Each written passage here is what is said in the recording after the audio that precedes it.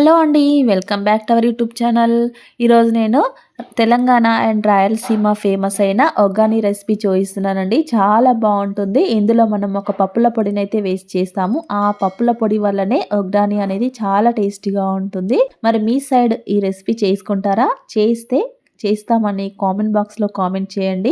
చేయని వాళ్ళు రెసిపీని చూసి ఒకసారి ట్రై చేయండి. చాలా బాగుంటుంది, మీకు నచ్చుతుంది. ఎలా చేయాలో చూద్దాం. దీనికోసం మనం ఇలా సాఫ్ట్గా ఉండే బొంగులు, సాల్టెడ్ బొంగులు అంటాము, కర్నూలు బొంగులు అంటాము. ఇలాంటి వాటిని తీసుకుంటే మనకు టేస్ట్ చాలా బాగుంటుంది ఒగ్గాని. ఇలా మనకు కావాల్సినన్ని అయితే ఒక గిన్నెలోకి వేసుకొని ఇవి మునిగేంత వరకు వాటర్ని పోసుకొని ఇలా ఒక 1 మినిట్ వరకు ఇలా వాటర్లో అయితే ఇలా తడుపుకోవాలి. కొద్దిగా ఇవి సాఫ్ట్గా అయిపోవాలి. ఇవి మొత్తం మంచిగా వాటర్లో తడిసి సాఫ్ట్గా అయిపోయిన తర్వాత ఇందులో ఉన్న ఎక్స్ట్రా వాటర్ని మొత్తం ఇలా పిండేయాలి. ఇలా ఎక్స్ట్రా వాటర్ని మొత్తం తీసేసి ఒక ప్లేట్లోకి పక్కన తీసుకోండి. ఇలా అన్నింటినీ పక్కన పెట్టుకోవాలి. చూడండి, ఇలా మనకు కావాల్సినన్ని అయితే బొంగులను తీసుకొని ఈ విధంగా ఒక ప్లేట్లోకి పక్కన తీసుకోవాలి. ఇప్పుడు ఒక ప్యాన్లోకి 6 స్పూన్ల ఆయిల్ని వేసుకోండి. నేను తీసుకున్న క్వాంటిటీకి ఈ ఆయిల్ సరిపోతుంది. మీరు ఇంకా ఎక్కువగా చేసుకుంటే ఆయిల్ ఎక్కువ వేసుకోండి. ఈ ఒగ్గానికి కొంచెం ఆయిల్ ఎక్కువగానే పడుతుంది. ఆయిల్ వేడెక్కిన తర్వాత 1 స్పూన్ ఆవాలు, 1/2 స్పూన్ జీలకర్ర, ఒక ఎండుమిరపకాయని ఇలా తుంచుకొని వేసుకోండి. ఒక ఉల్లిపాయని పొడుగ్గా సన్నగా కట్ చేసుకొని వేసుకొని ఫ్రై చేసుకోవాలి.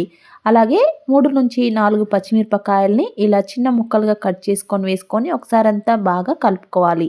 ఇప్పుడు కరివేపాకు రెబ్బల్ని కూడా వేసుకొని ఒకసారి అంతా బాగా కలుపుకొని ఫ్రై చేసుకోవాలి.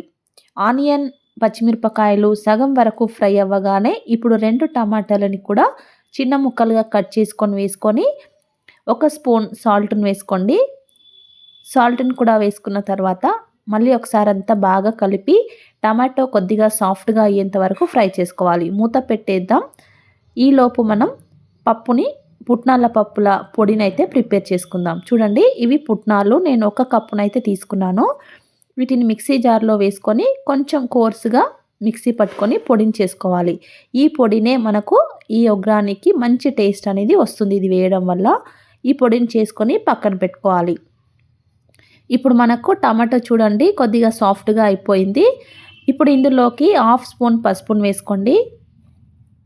పసుపును వేసుకొని ఒకసారి అంతా బాగా కలుపుకోవాలి. ఇలా కలుపుకున్న తర్వాత ఇప్పుడు మనం తడిపి పక్కన పెట్టుకున్న బొంగులని వేసుకోవాలి.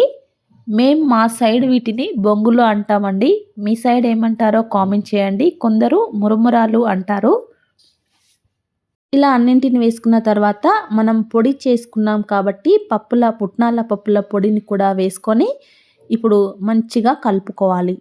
ఈ ఆయిల్లో ఈ తాలింపు మొత్తం మన బొంగులకి పట్టేటట్టుగా పైనుంచి కింద వరకు కలుపుకుంటూ బాగా కలుపుకోవాలి. మనం ఇవి తడుపుకొని పెట్టుకున్నాం కదా, అవి మళ్ళీ మంచిగా వేడెక్కిపోవాలి. టేస్ట్ చూసుకుంటే సాల్ట్ ఏదైనా సరిపోకపోతే సాల్ట్ని వేసుకోండి. కొత్తిమీరని కూడా వేసుకొని మళ్ళీ మంచిగా వేడెక్కేంత వరకు బాగా ఫ్రై చేసుకోవాలి. ఈ విధంగా మొత్తం అంతా బాగా కలుపుకోవాలి. ఇలా మంచిగా కలుపుకొని వేడివేడిగా తినండి. ఎంతో టేస్టీ అయిన ఒగ్గాని రెడీ. దీనికి పక్కన బజ్జీలు కూడా చేసుకుంటారండి. ఒగ్గాని బజ్జీ అయితే చాలా ఫేమస్ మా సైడ్. అయితే నేను ఇప్పుడు మార్నింగే ఆయిల్ ఫుడ్ ఎందుకని బజ్జీలు అయితే చేయలేదు, ఒగ్గాని మాత్రమే చేశాను. ఈ ఒక్కటి తిన్నా కూడా టేస్ట్ చాలా బాగుంటుంది. మీరు ఈ రెసిపీని ఎప్పుడు ట్రై చేయకపోతే ఒక్కసారి ట్రై చేసి చూడండి, చాలా బాగుంటుంది. ట్రై చేశాక ఎలా వచ్చిందో కామెంట్ బాక్స్లో కామెంట్ చేయడం మర్చిపోకండి. వీడియోని లైక్ చేయండి, షేర్ చేయండి, ఛానల్ని సబ్స్క్రైబ్ చేసుకోవడం మర్చిపోకండి. Thank you for watching.